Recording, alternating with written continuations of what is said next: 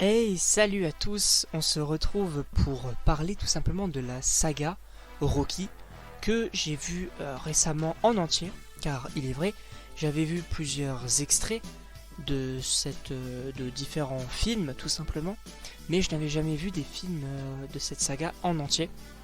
Et donc, je me suis dit que ça pourrait être assez intéressant tout simplement de vous en parler dans cette vidéo sur mon avis sur cette grande saga du cinéma. Pour moi, Rocky, c'est littéralement la définition d'une saga où chaque film va avoir une importance et une différence dans la même continuité d'une même histoire.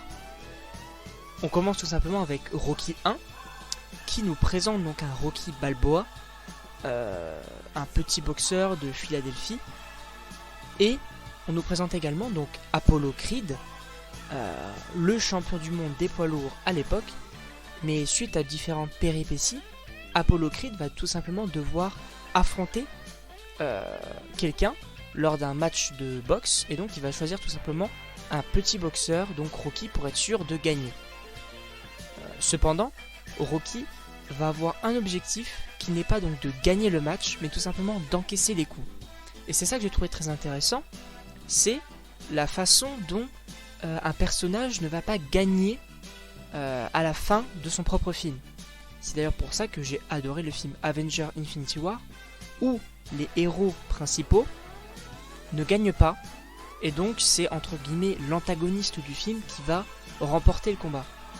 Et ça j'ai trouvé très intéressant parce qu'à la fin du film Rocky, Rocky a tenu les 15 rounds, mais il n'y a pas réellement de vainqueur.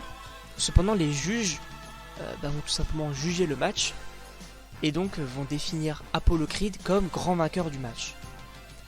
Pour moi, le second film tout simplement donc fait bien la relation entre le premier et le second film, parce que c'est tout simplement la suite directe, et les deux films sont très liés. On peut regarder bien évidemment le 1 et directement le 2 après. Pour moi c'est littéralement un seul et même film. Rocky 2, donc la revanche, qui commence tout simplement par une interview suite au combat de Rocky 1, le combat final, où des journalistes vont tout simplement poser la question à Apollo Creed de savoir ce que ça fait de gagner un match, mais que un petit boxeur, entre guillemets, a tenu 15 rounds face à lui. Et donc Apollo va tout simplement se méprendre en disant que c'était un coup de chance de Rocky, et que lui-même n'était pas en grande forme lors du match. Et donc il va proposer à Rocky tout simplement une revanche, d'où le titre Rocky 2, la revanche. Et Rocky va tout simplement accepter avec son entraîneur Mickey, donc va le coacher, va l'aider, mais cette fois la femme de Rocky, Adrienne, va subir un accident et donc va se retrouver à l'hôpital. Et donc on a une célèbre réplique de cette saga où Adrienne va tout simplement dire à Rocky de gagner ce match. Cette fois, tu gagnes.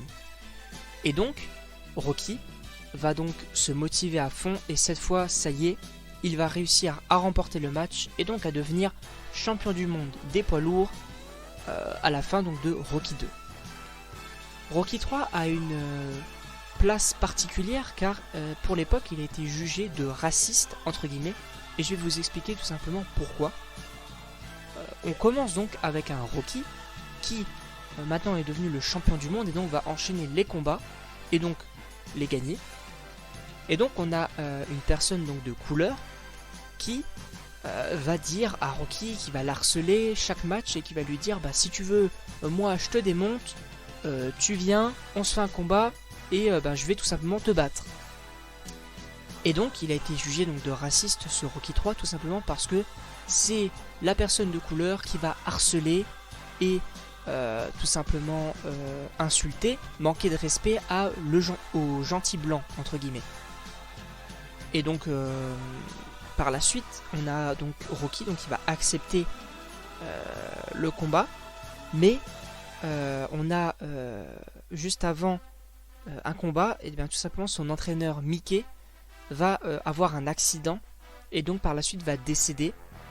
Et ce n'est autre qu'Apollo Creed, l'antagoniste des deux premiers films, qui va donc suite à une rédemption, et donc pour moi c'est une belle évolution de personnage, va tout simplement donc coacher Rocky Balboa, et donc avec des méthodes donc particulières qui changent littéralement de l'ancien entraîneur Mickey. Et donc Rocky va tout simplement reporter donc le combat à la fin de Rocky 3. Rocky 4, il m'a personnellement beaucoup marqué, dans le sens où on est en plein contexte de guerre froide. Je vais vous expliquer tout simplement. On a en fait Apollo Creed qui va donc continuer bien évidemment sa carrière de boxeur, même s'il n'est plus champion du monde, et donc va organiser un combat contre un Russe nommé Ivan Drago. Donc bien évidemment c'est un Russe, et on a la caricature parfaite du boxeur russe, littéralement une machine de guerre, aucune émotion, juste programmée pour combattre. Et donc on va retrouver lors du combat, on va retrouver Rocky donc derrière le ring pour supporter forcément son ami Apollo. Mais à la suite du combat contre le Russe, Apollo va tout simplement subir un coup fatal et décéder sur le ring, ce qui m'a personnellement choqué quand j'ai vu cela. Et donc même en apprenant que son adversaire était décédé sur le ring, Ivan Drago, donc le Russe, n'avait aucune émotion sur son visage, et donc ça m'a assez choqué. Et on entre encore une fois dans la caricature du Russe, aucune émotion, juste le combat et je gagne. Et donc Rocky va donc sombrer dans le chagrin, car il a perdu forcément un ami, et donc va tout simplement défier Ivan Drago dans son propre pays, donc en Russie, pour tout simplement le combattre. Et donc on va avoir donc cette scène d'entraînement où Rocky va tout simplement escalader une montagne, et à la fin de cette montagne il va crier Drago,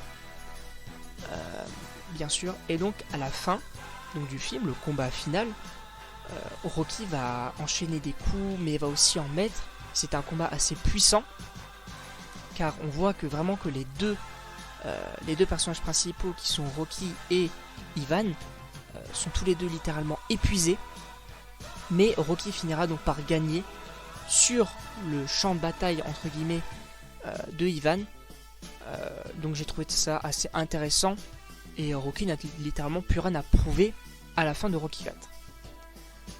Rocky 5 est pour moi intéressant, mais ce film ne m'a pas réellement marqué, dans le sens où Rocky cette fois-ci donc a un fils qui va avoir une relation complexe, car Rocky va privilégier un poulain qui va le rencontrer tout simplement, et donc Rocky va tout simplement coacher donc ce poulain, et donc va le privilégier par rapport à son fils, qui va donc s'enchaîner donc une relation complexe père-fils. Et j'ai trouvé ça assez intéressant, parce que Rocky va entraîner le poulain et donc va se revoir plus jeune en lui. Ça j'ai trouvé intéressant, parce que très vite donc le poulain dans le monde de la boxe va se perdre, et donc va tomber entre les mains d'investisseurs qui ne voient que l'argent, et donc Ivan va faire des mauvais choix, et Rocky va tenter donc de l'intercepter. Et à la fin du film, on a donc un combat entre Rocky et le poulain. Je n'ai plus la mémoire de son nom, excusez-moi. Mais on a donc un combat, mais qui n'est pas un combat sur le ring, mais bien un combat dans la rue. Et ça j'ai trouvé intéressant, dans le sens où c'est Rocky de Rocky 5 contre sa version entre guillemets plus jeune, qu'il a entraîné, qu'il a coaché, qui lui a appris tous ses secrets. Et ça j'ai trouvé très intéressant, le combat de rue à la fin donc de Rocky 5. Par la suite donc Rocky va tout simplement donc gagner ce match contre le poulain, et c'est donc dans ce Rocky 6 qu'on va retrouver le célèbre dialogue de Rocky à son fils, où il va tout simplement parler donc de la métaphore de combattre la vie, qu'on va retrouver dans chaque film Rocky, car si on remarque bien, Rocky n'est pas un film de boxe. Tous les films Rocky ne sont pas en fait des films de boxe, mais sont des métaphores pour combattre en fait la vie. En effet, on va tout simplement nous évoquer le fait que la vie va nous donner des coups de poing, va nous battre, va nous jeter au sol. Et l'important c'est pas la manière dont on va tomber, L'important, excusez-moi, c'est la manière dont on va se relever et donner des coups à notre tour.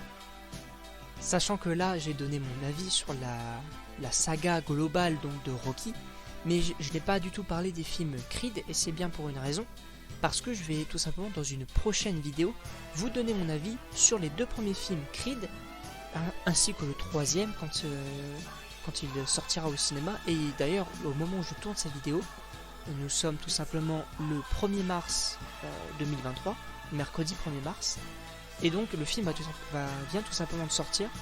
Je ne pourrai malheureusement pas aller le voir au cinéma, mais je le regarderai dès qu'il sortira et je pourrai vous en parler sur la chaîne.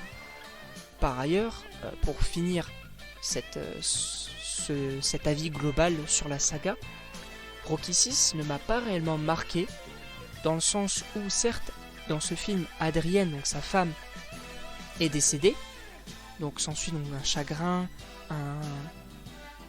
une volonté de retourner à sa passion, donc la boxe, mais en fait ce film ne m'a pas réellement marqué, même s'il est considéré comme le meilleur pour certains.